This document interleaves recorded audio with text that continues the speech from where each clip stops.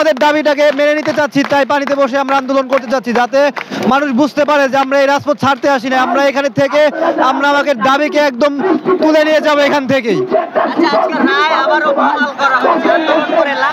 আমাদের আন্দোলন আবার চলতেই থাকবে যতক্ষণ পর্যন্ত আমাদের দাবি না মিটবে। আমরা আমাদের আন্দোলন এভাবে চালিয়ে যেতে থাকবো, প্রতিনিয়ত আন্দোলন থাকবে, রেগুলার একদম।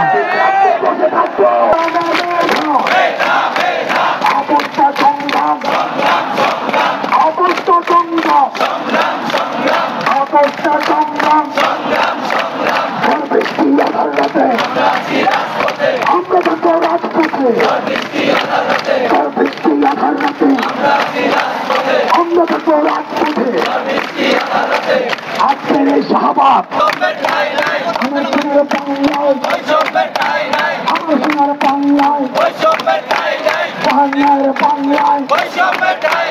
মুক্তিযুদ্ধের বাংলায় আমার সোনার বাংলায় action to action, action to action, action to action, ছাত্র সমাজের অ্যাকশন।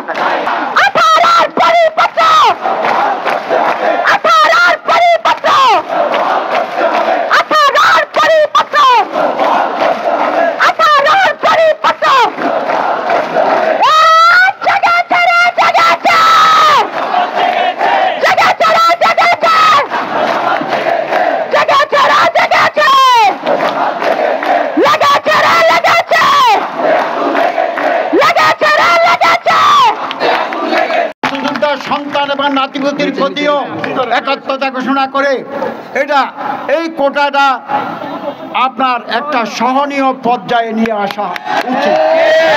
যেমন আমি রাষ্ট্রের কাছে, সরকারের কাছে, সকল স্তরের মিডিয়ার কাছে, সকল স্তরের আইনজ্ঞদের কাছে, আমার মুক্তিযোদ্ধা ভাইদের কাছে, আমার মুক্তিযোদ্ধা সন্তান নাতিপুতিদের কাছে এবং আপনারা যারা আজকের এখানে উপস্থিত হয়েছেন, যারা আন্দোলনরত আছেন, সকলের স্বার্থে, দেশের স্বার্থে এটাকে 30% থেকে সহনীয় পর্যায়ে 10 থেকে 15%